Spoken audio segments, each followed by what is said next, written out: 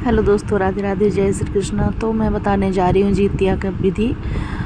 ये नहा खा के दिन अपने पितरों को और चिल्हो सियारिन को दिया जाता है दतवन और पानी। उसके बाद नाखून ठकुराइन को बुला के नाखून कटवाते हैं और पैर में आलता लगाते हैं। उनको ठकुराइन को भी मतलब दिया जाता है राशन के सामग्री। और ये पूजा का विधि स्टार्ट हो गया है माँ दुर्गा का आह्वान करके, और उसके बाद फिर पूजा स्टार्ट करते हैं। तो ये देखिए दिए जला रखे हैं मैंने, पूजा की तैयारी में लगे हुए हैं। और ये देखिए माँ का आह्वान हो रहा है, आवाहन करके और फिर कलसी रख के उसमें आम का पत्ता और उसके ऊपर कोई फल दे के उसमें दिया रखते हैं। तो मैंने देख लीजिए यहाँ पे सेब रख, मतलब कोई भी एक फल होना चाहिए, तो सेब रखी है क्योंकि उस पर दिया रखने में थोड़ा आसानी हो। और ये देखिए जो जीतिया है वो मैंने पहले लोटा पे पहनाया और इसके बाद फिर एक धागा वाला भी रखते हैं जो बाज़ार से ख़रीद के लाया था। ये देखिए येलो कलर का रखा हुआ है। पहले जीतिया माँ को चढ़ाते हैं, दुर्गा माँ को चढ़ा के फिर लोटे के ऊपर चढ़ाते हैं। लोटे के नीचे मतलब चावल के दाने रख के ही लोटा रखा जाता है। लोटा में पानी रखा जाता है, जल, और 5 दिया जलाते हैं यहाँ पे।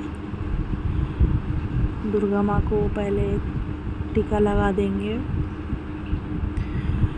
बहुत ही कठिन पर्व होता है।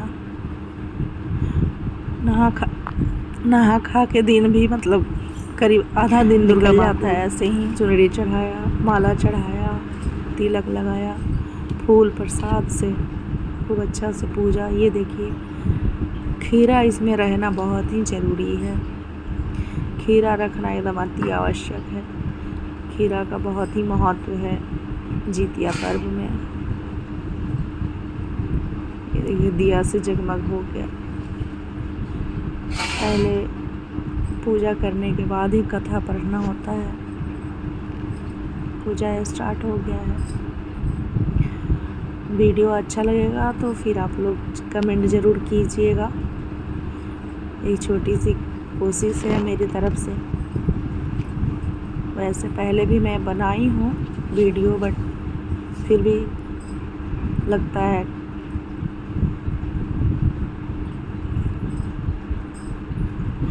और दुर्गा माँ को चढ़ता है ना अपराजिता का फूल और अड़हुल फूल, लाल फूल तो माँ को बहुत पसंद है ना। ये देखिए मैंने चढ़ाया है और कथा स्टार्ट हो गया है। अब कथा स्टार्ट करने से देखिए अब कथा पढ़ेंगे हम। पूछा, हे सूत, कली काल में लोगों के बालक किस तरह दीर्घायु होंगे, सो कहिए। सूत जी बोले, जब द्वापर का अंत और कलयुग का आरंभ था, उसी समय बहुत सी शोकाकुल स्त्रियों ने आपस में सलाह की कि क्या इस कलयुग में माता के जीवित रहते पुत्र मर जाएंगे। जब वे आपस में कुछ निर्णय नहीं कर सकी, तब गौतम जी के पास पूछने के लिए गई। जब उनके पास पहुंची तो उस समय गौतम जी आनंद के साथ बैठे थे।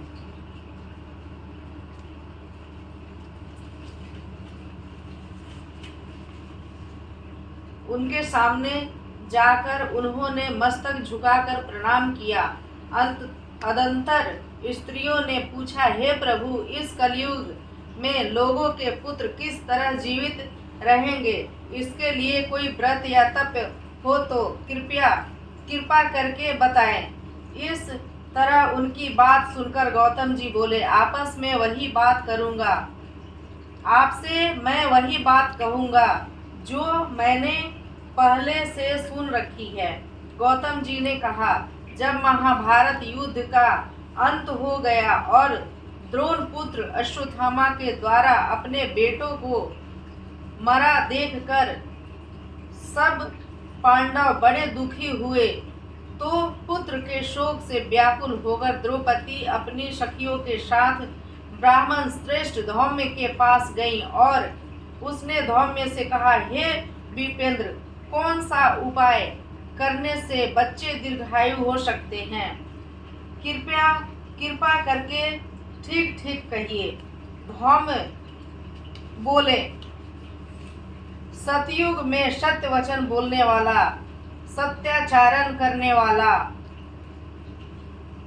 समदर्शी जीवितवाहन नामक एक राजा था। एक बार वह अपनी स्त्री के साथ अपनी ससुराल गया और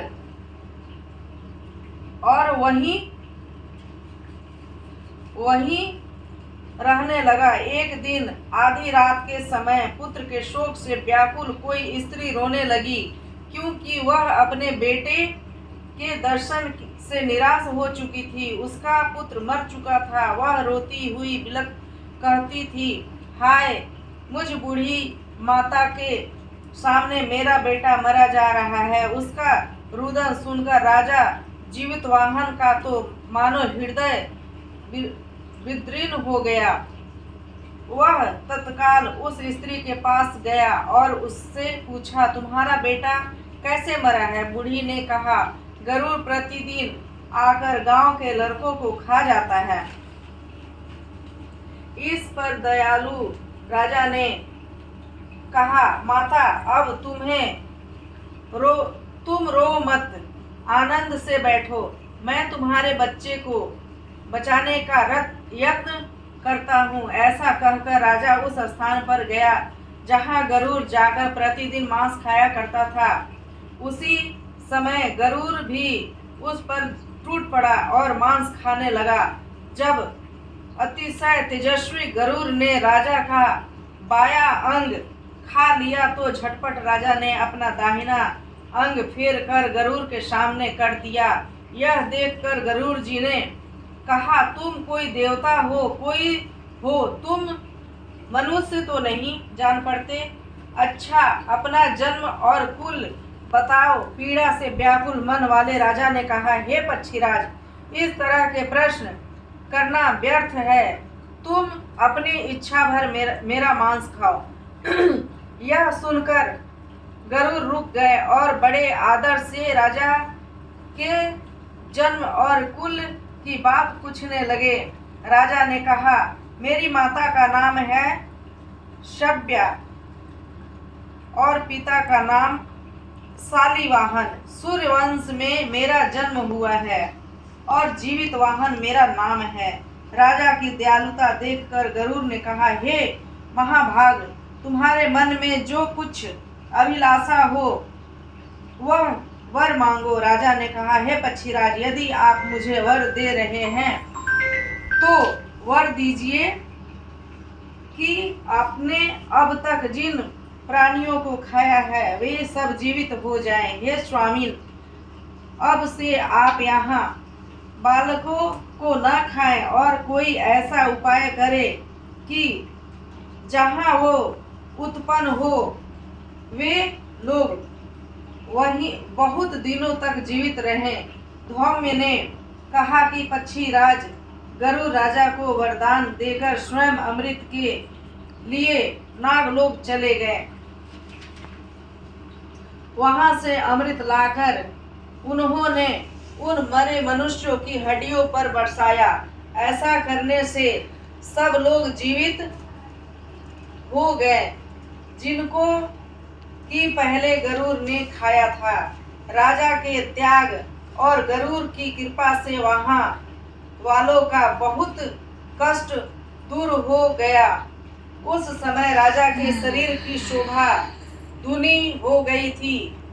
राजा के दयालुता देखकर गरुड़ ने फिर कहा, मैं संसार के कल्याणार्थ एक और वरदान दूंगा।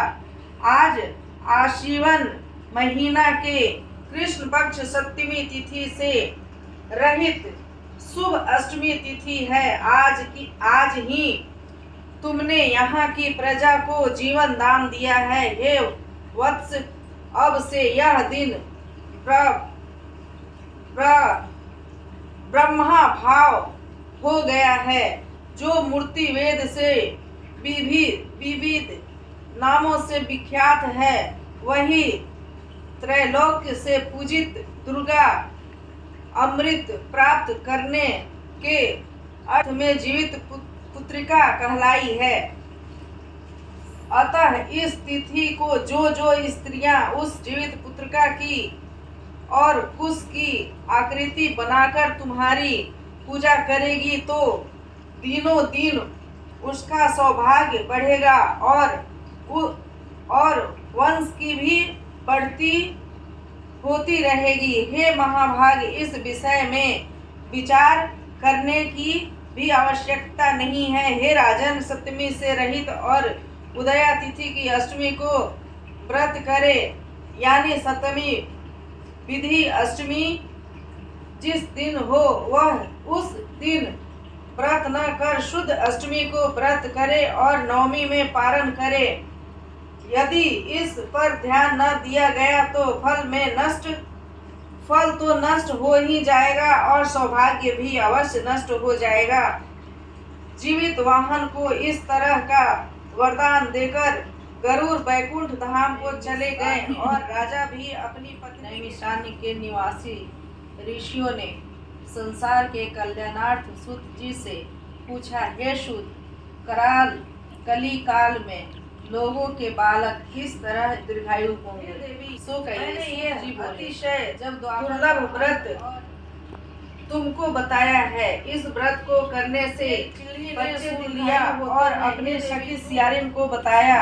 इसके बाद पीपल वृक्ष की शाखा में बैठकर उस चिल्ही ने और उस वृक्ष के खोडर में बैठकर सियारिन ने यह कथा सुनी और पीपल के खोडर में बैठी हुई अपनी सखी सियारिन को सुनाया। सियारिन ने आधी कथा सुनी थी कि उसे भूख लग गई और वह उसी समय 100 से भरे हुए शमशान में पहुंची। वहां उसने इच्छा भर मांस का भोजन किया और चिल्ही बिना कुछ खाए पिए रह गई और सवेरा हो गया। सवेरे वह गौशाला में गई और वहां गौ का दूध पिया। इस तरह नवमी को उसने पारण किया। कुछ दिनों बाद वे दोनों मर गईं और अयोध्या में किसी धनी व्यापारी के घर में जन्मी। संयोग से उन दोनों का जन्म किसी लड़की के रूप में एक ही घर में हुआ, जिसमें सियारिन श्रेष्ठ और चिल्ली छोटी। वे दोनों बहनें सभी शुभ लक्षणों से युक्त थी, इसलिए बड़ी लड़की काशी राज के और छोटी लड़की उसके मंत्री के साथ गृहस्थ अग्नि के सामने विधि पूर्वक ब्याही गई। पूर्व जन्म के कर्म फल से वह मृगनयनी रानी हुई। जिस किसी भी संतान को उत्पन्न करती वह मर जाती थी और पूर्व जन्म की बातों को स्मरण करने वाली मंत्री की पत्नी ने अष्ट वसुओं के दृश्य तेजस्वी 8 बेटे उत्पन्न किए और सभी जीवित रह गए। अपने बहन के पुत्रों को जीवित देखकर ईर्ष्यावश राजपत्नी ने अपनी स्वामी से कहा कि यदि तुम मुझे जीवित रखना चाहते हो तो इस मंत्री के सभी पुत्र को उसी जगह भेज दो जहां मेरे बेटे गए हैं, अर्थात उन्हें मार डालो।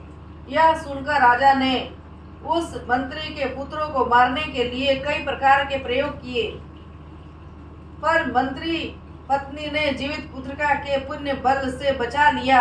एक दिन राजा ने अपने आदमियों से उन पुत्रों का सिर कटवाकर पिटारी में रखवाया और वह पिटारी उनकी माता मंत्री पत्नी के पास भेज दिया, किंतु वे 8 सिर बेशकीमती जवाहरात हो गई और भले चंगे वे 8 लड़के अपनी माता के पास वापस चले गए। उनको जीवित देखकर राजपत्नी को बड़ा विस्मय हुआ। अंत में वह मंत्री की पत्नी के पास आई और उसने पूछा, बहन, तुमने कौन सा ऐसा पुण्य किया है जिससे बार बार मारे जाने पर भी तुम्हारे बेटे नहीं मरते? इस पर मंत्री की पत्नी ने कहा, पूर्व जन्म में मैं चिल्ल थी और तुम सियारिन, दोनों ने व्रत किया था। तुमने व्रत के नियम का भली भांति पालन नहीं किया था और मैंने किया था। इसी दोष से हे बहन, तुम्हारे बेटे नहीं जीते हैं। हे रानी, अब भी तुम उस जीवित पुत्रिका व्रत को निष्ठा पूर्वक करो तो तुम्हारे बेटे दीर्घायु होंगे। मैं तुमसे सच सच कह रही हूँ। उसके कथा अनुसार रानी ने व्रत किया, तभी से उसके कई बेटे सुंदर और दीर्घायु होकर बड़े बड़े राजा हुए। सूत जी कहते हैं कि सब प्रकार का आनंद देने वाला मैंने यह दिव्य व्रत बतलाया। स्त्रियां चिरंजीवी संतान चाहती हो तो विधि पूर्वक यह व्रत करे। जीवित महाराज की जय, माता दुर्गा की जय, जितिया माई की जय। भक्त जनों के संकट दास जनों के जो धावे फल पावे। दुख मेरे शरण गऊँ मैं किसकी, स्वामी शरण गऊँ मैं किसकी। तुम बिन और न दूजा, तुम बिन और न दूजा, आस करूं मैं किसकी। ओम जय जगदीश हरे। तुम करुण